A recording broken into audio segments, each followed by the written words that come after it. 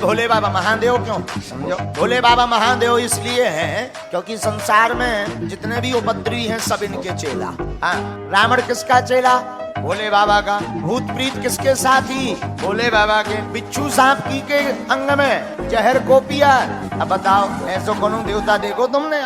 समुद्र मंथन की कथा हमने पढ़ी है कि जब समुद्र मंथन हुआ हो, जब विष निकला जहर, अभी आएगी कथा आज। विष निकला जहर, भयंकर हलाहल विष।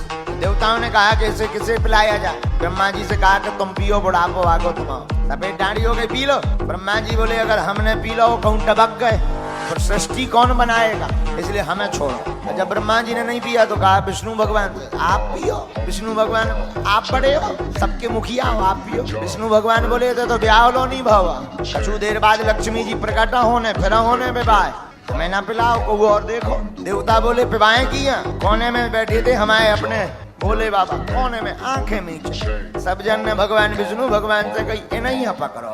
पहुंच गए सरकार, हे भोलेनाथ आपके जैसा तो कोई दूसरा देवता ही नहीं है, इसलिए आप देव नहीं महादेव। भोले बाबा समझ गए, बोले मस्करी मत मारो, सीधो सीधो बताओ क्या करना। देवता बोले सरकार विष निकलो, विष पॉइजन जहर। भोले बाबा बोले सो क्या करे? पी जाओ। भोले बाबा बोले हम ही मिले। ब्रह्मा जी की तरफ देख के बोले तुम्हारा तो बुढ़ापा तुमने कहीं डकार होगा। ब्रह्मा जी बोले अबे हमें सृष्टि बहुत बनाए। शंकर जी बोले मतलब हमारा कोई काम नहीं। नहीं नहीं, आप तो बचा सकते, आप देव नहीं महादेव हो। ठीक है, लिया। भूत भावन महादेव ने विष लिया और पीने की कला देखना। रा कहा, मुंह खोला, विष को पूरा मुख में डाला। माँ कहा, मुंह को बंद कर लिया। पीना चाहते थे पर सोचा हृदय में राम जी बैठे हैं, वो जल जाएंगे और बाहर अगर निकालेंगे तो पृथ्वी जल जाएगी। अब करें क्या? भीतर ले नहीं जा सकते, बाहर निकाल नहीं सकते, तो कंठ में ही धारण कर लिया, नीलकंठेश्वर हो गए। इसलिए आपका एक नाम हो गया नीलकंठेश्वर। बोलो नीलकंठेश्वर भगवान की।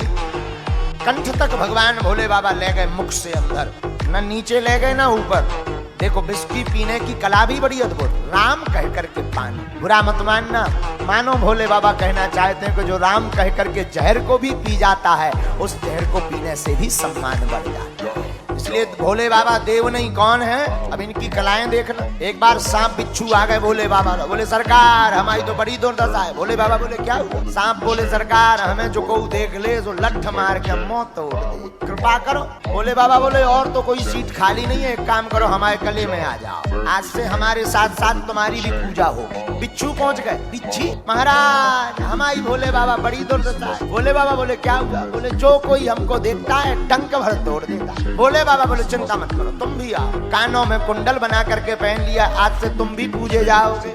एक बार भूत प्रीत पहुंच गए। साहब भूत प्रीत प्रसाद सांकड़ी डांकड़ी चुड़ैल बैरवासन जिंदा दादी पहुंच गए। सरकार भोले बाबा, हाँ बोलो, हम बड़े हैं ना, क्यों? जिसके घर में प्रवेश कर जाओ वही जो है छू मंत्र मंत्र लगवा के हमें बोतल में बंद करवा कर कड़वा देता है। तो कहीं अगर बागेश्वर धाम पे फंस जाओ तो मार चमीटा लाल कर दिया जाता है। भोले बाबा बोले तो क्या रहे क्या? अब आप ही कोई उपाय बताओ। भोले बाबा बोले हमारे नहीं है कोई रिश्तेदार, तुम रिश्तेदार बनोगे? भूत प्रीत बोले आपको रिश्तेदार बन में मिल जाए, क्या कहना? तो किसी ने कुछ बना लिया, किसी ने कुछ। भोले बाबा ने भूत प्रीतों को अपना परिवारजन बना लिया।